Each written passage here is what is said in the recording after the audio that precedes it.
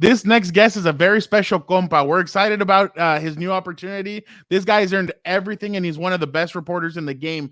Kaelen Jones, host of History Channel's Sports History This Week. Welcome to the show. And how does that new job title sound to you? Still getting used to it, but definitely happy about it. You know what I mean?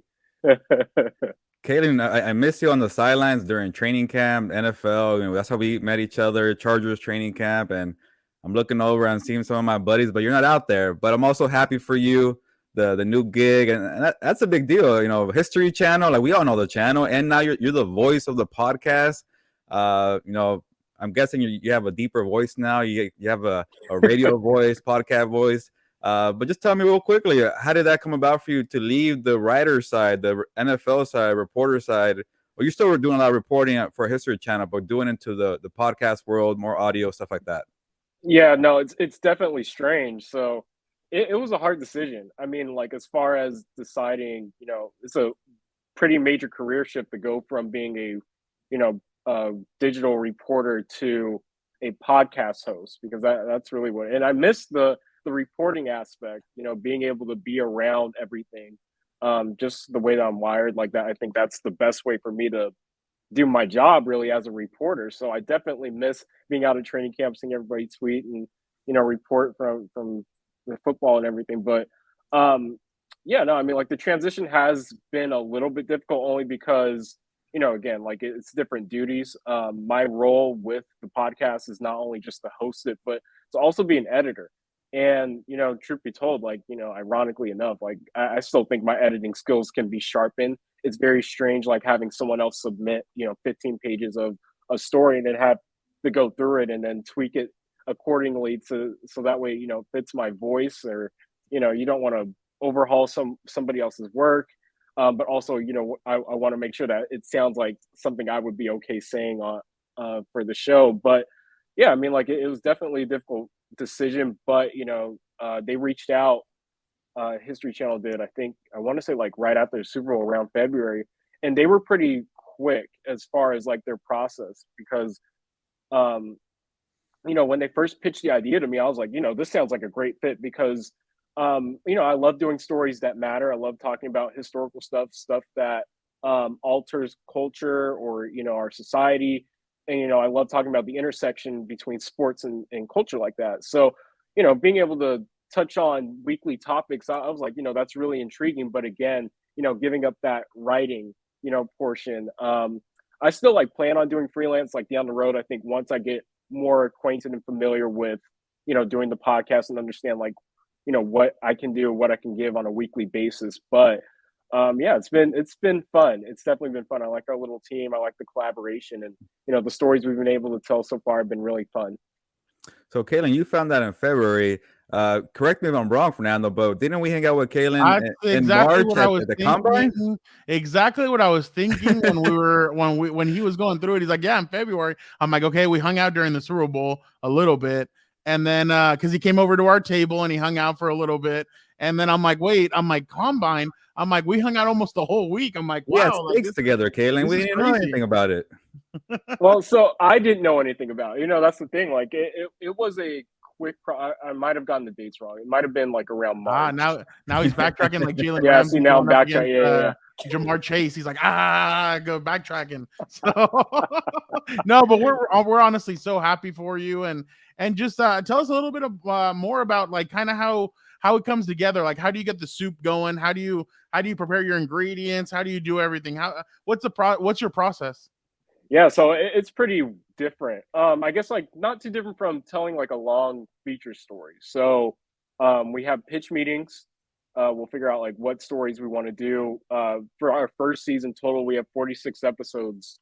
Not all of them lined up, but we have a game plan of doing 46 episodes. And the way that we've split it up so far, I think they have the first 4 or 5 episodes already predetermined the subjects. And so once we figure out, what stories we want to do, I think like 5 or 6 in a row, the producers who, end up collaborating with me in terms of figuring out who we want to talk to, what angle we want to take. We've had, I think, like, it's weird because that's the thing, like the contact between the subject for me is I'm basically out of the loop. Like I can help, here and there as far as, connecting people when I have a good connection there. But, it's weird because the producers or our associate producers will go out and handle the interviews, setting them up. And then, Oh. we'll conduct them in the middle of the week. And so for me, it's a juggling act because I'm juggling maybe 2 or 3 stories a week. And it's a little bit different because one, it's history. So that way it's different from, covering an event that's in live time because, you can maybe learn some stuff on the fly. You can build a story, in a narrative that hasn't been, or other people are developing. Like it's really fresh. Other stuff, it's historical. So I'm trying to do as much research and digging as possible. And so it does appeal to me in that sense. But I think the first few weeks I was overwhelming myself because, for example, I'm looking at my board right now, like we had our episode on the Dream Team that I was recording one week. And, that would be simultaneous to doing research on Lou Gehrig, which, I know of Lou Gehrig, but I didn't know anything about Lou Gehrig until I did my, intensive research and trying to do due diligence for, when we'd have guests on, like the authors who, do painstaking work of writing their books and, doing documentaries and stuff like that. I want to sound like I'm informed, granted, at the same time, it's fun because I'm learning at the same time, but, it's a little bit different because I'm trying to juggle 20 million, factoids and events and points while also, making sure, the podcasting voice is correct. Like, like I'm just talking to my normal voice right now, but, I try to make sure I'm enunciating, make sure I'm being engaging. And it's definitely been a little bit of a challenge, or not even a challenge. I would say just, getting accustomed to the role on a full-time basis. But I'm fortunate that we have 2 producers who handle a lot of the storytelling aspects. And then I go through and make sure, edit everything. I have to make sure that, everything is fact-checked correctly as well. So it's definitely a painstaking process, but it's really rewarding, by the end 2-3 weeks. Now we've gotten the routine where we're weeks out in advance where we're submitting, our episodes to get through, and our sound designers go through it and pick through, little stuff to throw into the episode, make sure, if we have to redo something or pick up something, we have time to where we're not feeling rushed. But yeah, like it's definitely been a challenge. I don't know if I'm laying it out particularly clearly, but No, you are. yeah. You are. I got one for you. I got Go one for it. for you. From 6th round to GOAT, the Tom Brady story. Ooh, look at that. In a couple of years, you're gonna have to do it. You can already get a head start on it. He's I mean, already that's doing that, Fernando. He had like an 8-part series on his own career. You're not wrong. You're not wrong. You know what? And Michael Jordan, and then I think Kobe's comes out next year, Right. or maybe this year or next year. So hey, we're gonna get a lot of those. But hey, who knows? Maybe from 6th rounder to GOAT. Like that's a good title. I'm gonna trademark that. You're gonna get people like that now, Kaelen. Like, hey, I have an idea for history, and like, no, we don't want it. Okay, like, leave me alone. But that's kind of my next question. So, Kaelen, Fernando has so good far, ideas. yeah, whatever, Fernando. Save your ideas for yourself. But I forget how many episodes has it been so far, and kind of break down or discuss a little bit of the ones you like the most so far. Which one have been your favorite? Because these are some historic moments in sports history. Like you already mentioned, the Dream Team, Lou Gehrig, Hall of Famer with the Yankees. So you're touching some really notable things in sports history. But so far, which ones do you like the most, and how many episodes has it been so far? I'm trying to think of how many episodes it's been. I gotta look at my board. 1, 2, 3, 4, 5. This was a whole 6. draft board.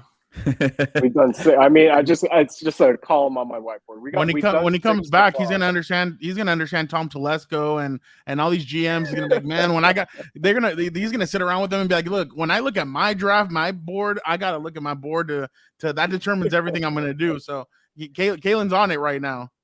I'm trying to, man. Shoot, we have 6 episodes published. We've recorded, I think, 8. Now going on 9 tomorrow. So, we'll go through and tweak everything. So that's the thing. Like, I'm happy because we've got, some time between now and when the episodes are produced. We're not up against the wire, or the last minute having to tweak everything.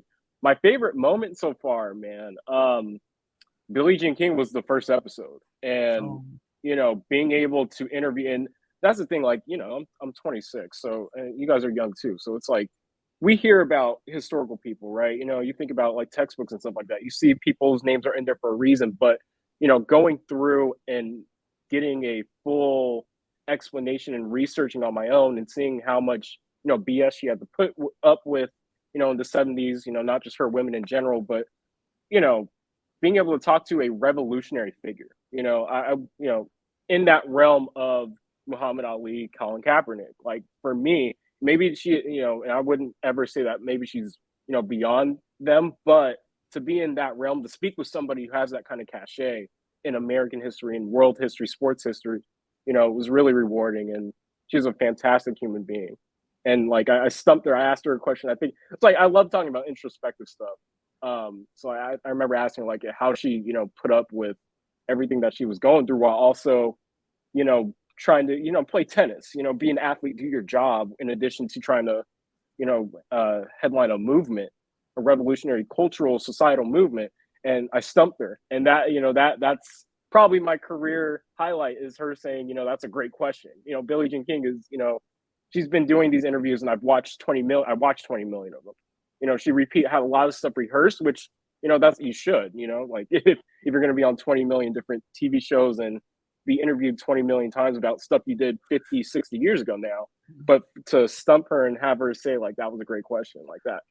Like I And can go, I can retire now. She's still at the forefront of everything. Like she still comes out, she'll tweet stuff out, she'll be at events, Exactly. and it's amazing to still see her do so much at her age. Exactly, man. Like it's weird because like even with the Dream Team episode, like I didn't get to speak to Michael Jordan, but just like learning about how Michael Jordan was wired, like that story about how, you know, before the gold medal game, he was out, you know, doing whatever, and then he played golf the morning of, was out at, you know, the stadium just walking around, and shows up to the game, you know, maybe an hour before, and everyone in some of the documentaries I watched, you know, they talk about his, you know, the motor that he has. And I see it in Billie Jean King, Michael Jordan. I think even we're going to do an episode on Deion Sanders. Don't know if we'll get to talk to him, but I mean, that's another dude. You know, he played two different sports, was flying between New York and or Seattle, or wherever, in Atlanta. You know, like being able to pull that off, you have to be wired a little bit differently. And you know, I already had a tremendous amount of respect for athletes and the mental load that they have to take on in addition to the physical stuff that we admire them for and critique them for. But you know, hearing about the type of wiring that you have to be special it's been really fun, you know, from my own perspective, and it's fulfilling. It's pretty cool that you're still getting a bunch of like new information on topics that have been, you know, covered for so many years, you know, decades, and we know everything about these special moments in history. But here we are with your podcast, and you're bringing out new nuggets, you know, every single week. Is that pretty tough, or do you feel like, hey, we have a nice strategy here that we get people going, and they're giving us new information? It's pretty tough because again, you know, a lot of stuff is, you know, it's already happened, and a lot of the stuff that we're covering has already been, you know, covered 4, 5, 10 times over, and so it is a little bit difficult to unearth a lot of new stuff. I think that's why, like in regards to the interviews themselves, and you know, one of the things you know, I'm hoping for as I have to be patient with is, you know, wanting to get more athletes on, people who were actually a part of a lot of the movements. You know, some of the moments have been, you know, they've passed away. Like there's some events where, you know, it's like in the 1920s or 1930s and stuff like that. We're not gonna be able to get that. But, you know, being able to talk to people again, like Billie Jean King is a good example. We're doing some episode on or we had an episode on the 1980 Puerto Rican Olympic boxing team, which I never knew about. You know, they decided to boycott the Olympics in protest of what the United States was doing. Like that's ballsy as hell.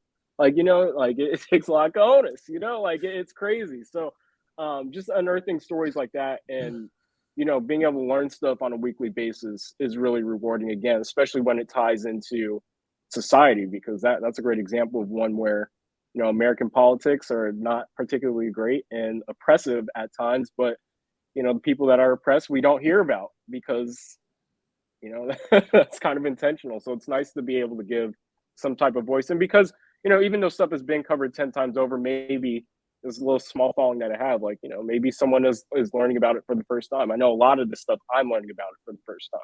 So Yeah, no, and I mean, obviously you're surprised by it and you're like, oh wow, like it's must be an impact. So I'm sure your listeners the same thing is happening for them. But Kaelen, jumping a little bit over to two teams that are two teams that you were familiar with, the Rams, Chargers, jumping over to the NFL a little bit. What do you kind of make of both of the teams in LA and kind of I know I mean you're looking now from afar. I mean, neither you or I is in there anymore, but kind of what do you think about the moves that both teams made during the offseason?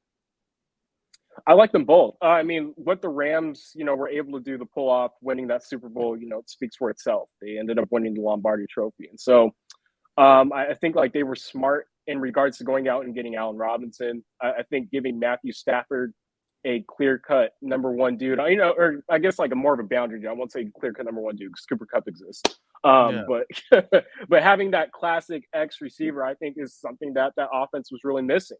Having that big target, and I think it was Jordan and whoever. I think y'all were tweeting about how he's being used as a red zone threat, and the way that Matthew Stafford has been able to target him. They were able to lean on Odell Beckham in the moments that they were able to have him, but having that, again, I think a classic pure X receiver who realistically could be on the precipice of going into his prime. Someone as motivated as Allen Robinson, and I was there for like his opening presser over Zoom, and I think that was the one thing that stood out to me was how motivated he is to seize an opportunity like this playing with the Rams. So I think he's going to be a tremendous addition for their offense. And then even with the Chargers, I think what's really fascinating about both LA teams is that, the template for what they want to do, like their ideals, there's a different word I can't think of, but what they want to do is very clear. Like their blueprints for success, it's very clear, and they're following it to a T. And before I got out of there, like covering Brandon Staley was so fascinating because again, like everyone talks about the analytics and the emotional aspect, like he's able to blend the two, and I think people lean too far one way or the other in critiquing him. But I think last year was a really good template for what holes they needed to fill. Going out and getting J.C. Jackson and Khalil Mack, Sebastian Joseph Day. If that defense is even average or even slightly below average and not, horrible when it comes to defending the run or, average in terms of defending the pass, having elite playmakers like they've added over this offseason, I believe all the hype. Because again, like when you look at what the offense is doing, I think the biggest question mark is whether, Lombardi ends up opening up things for Justin Herbert and maybe not, catering the offense or building it, constructing it as if, Drew Brees at 38, 37 years old is running things. Like if they end up opening that thing offensively and the defense plays at an average level, and if you get like even decent running back production from Isaiah Spiller to complement what they have in Austin Eckler, like that could end up being the best team in the NFL if everything goes according to plan. I know right tackle is a big issue for them, but I'm really curious to see how the Chargers do because this last season was a hype season, but this year it seems like everything should be coming together. You got him going, Fernando. He misses the NFL life. He's on it. All the That's why I information. wanted. Yeah, that's why I it. wanted to ask him about it. You're doing well though, Kaelen. Big things at History Channel, and it's good to see you and letting us know about the podcast. But I'm glad you're also, you're keeping tabs on the NFL. Hopefully, we see you out there soon. Hopefully soon, man. We'll see. What's funny, Kaelen, real quick before we let you go with the whole Brandon Staley thing. So, Mad Dog Russo the other day is like, well, Brandon Staley was going for it on fourth down so many times and they were all reckless. And I'm like, dude, do you even like watch? Like he was like recklessly going for it on fourth down. And it just if you're not there, I guess you kind of just look at the box score and you're like, oh, they went for it 5 times on fourth down. Ooh, but it's like if you're not there, I guess people don't understand it. But it's just funny to see what you say that the narrative sometimes around Brandon Staley is like people were really going at him and picking on him, and you're like, why? Like the dude didn't like there was probably like 2 reckless times. Other than that, everything else kind of helped them win games in a sense. Oh yeah, no, it's fascinating to me because. And this is, I'm trying not to go on a tangent, but I'm going to do it. I don't know if you guys saw like that woman, the doctor who tweeted out, like they tracked down where the doggone COVID started, like the epicenter of that shit. Yeah. You're good. You're good. Don't worry about it. All right. Like they tracked down the epicenter, like the market in the world. That blows my mind. Science is incredible, like the numbers and stuff. And to me, maybe I'm again tangent here, but like, to me, I see now like that helped for whatever reason that helped me understand why analytic dudes are so, staunch in believing that, yes, the numbers can tell you how football can be played. Like, it can be played on a spreadsheet. It probably can. And I think, what Staley does so well is, yes, he factors that in, but he also very much is about the human element too. And I mean, you guys know this. Like, he's very much about bringing in the right people, being a part of a team, and emotions and human error and what you can account for and all that.